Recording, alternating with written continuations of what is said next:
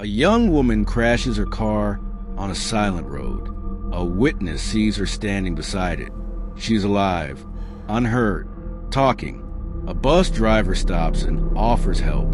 She refuses. Police are called. They arrive within minutes. But when they get there, she's gone. No footprints in the snow. No signs of a struggle. No sound. No trace. Just an empty road. And a car that shouldn't have been left behind. Somewhere, in the freezing darkness of rural New Hampshire, Maura Murray vanished. And whatever happened next, no one has ever been able to explain. Maura Murray was 21 years old, a nursing student at the University of Massachusetts Amherst. By all accounts, she was intelligent, disciplined, and driven. She ran track. She followed structure. She had a future that seemed clearly defined. But in the days before she disappeared, that structure began to crack.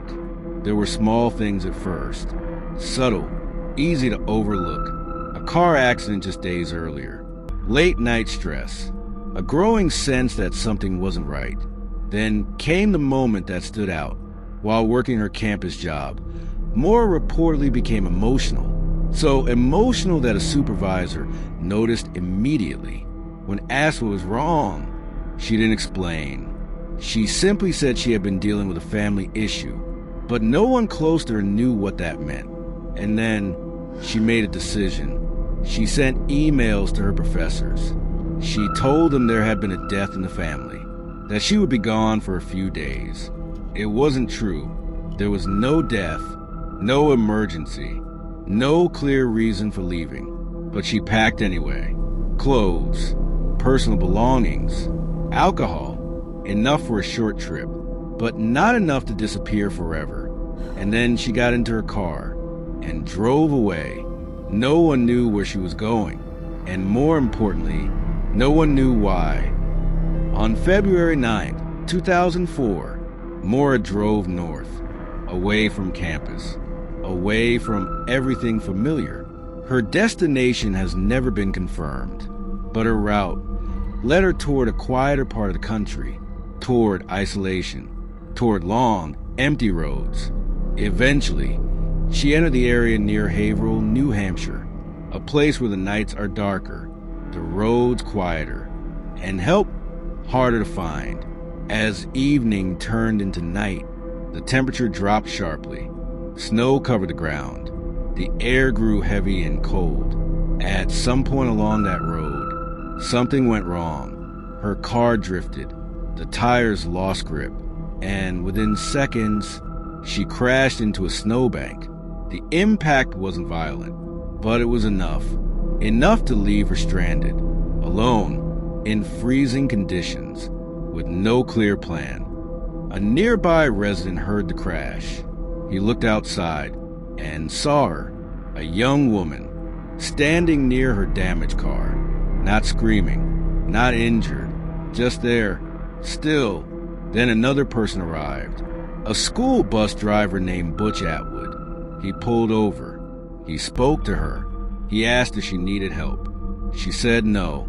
She claimed she had already called for assistance, but there was no record of any call. He later said something fell off. She wasn't panicked, but she wasn't calm either. There was tension, nervousness, like she didn't want anyone staying too long. He offered again to help. She refused again, so he left. He drove a short distance away and contacted police. And this is where the timeline becomes disturbing, because only minutes passed, just minutes, between the time he left and the time officers arrived. But when police reached the scene, Maura Murray was gone, not walking down the road, not in the nearby woods, not anywhere in sight. Her car was still there, locked, cold, silent. Inside, her belongings remained. Everything she would have needed, everything she would have taken, if she planned to leave. But she didn't. She left it all behind. Search teams responded quickly. This wasn't treated lightly. They brought in tracking dogs. They combed the surrounding woods. They walked the roads. They searched for any sign of movement, but what they found was nothing.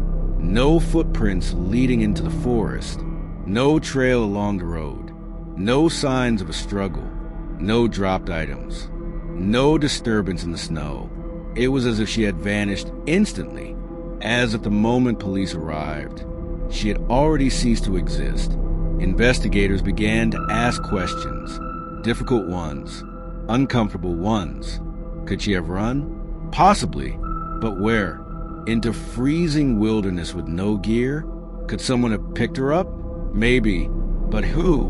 And why wasn't there a single witness? The timing didn't make sense. The environment didn't make sense. And the lack of evidence made even less sense. Over the years, theories have tried to fill the silence. Some believe Maura chose to disappear, that she planned it, that she walked away from her life. But there's no proof, no bank activity, no confirmed sightings, no contact, nothing that suggests she made it anywhere at all. Others believe she accepted a ride, that someone stopped, someone she trusted, or someone she didn't. If that's true, then that moment, those few seconds on that road, may have been the last time she was ever seen alive. Another theory suggests she panicked, that she fled into the woods to avoid police. But trained search teams found no evidence of that. No footprints, no scent trail beyond the road, no trace. Every theory creates more questions, and none of them fully explain what happened. More than 20 years later, the disappearance of Maura Murray remains unsolved. No confirmed suspect, no physical evidence, no answers, just an abandoned car on a dark road in the middle of winter. Think about that. A young woman is seen alive, speaking, thinking, making decisions, and within minutes, she is gone. Not hours, not days, minutes. No one saw her leave. No one heard anything. No one knows where she went. And somehow, she left nothing behind. No trail, no explanation, only silence. The kind of silence that lingers, that grows heavier with time, because the longer it lasts, the more impossible it feels. Somewhere out there, there's an answer. Someone knows what happened after that crash. Someone knows what happened in those missing minutes. But for more than 2 decades, that truth has remained hidden. And until it's uncovered, this case will remain what it has always been. A moment frozen in time, a disappearance without a trace, and a question that refuses to fade. What happened to Maura Murray?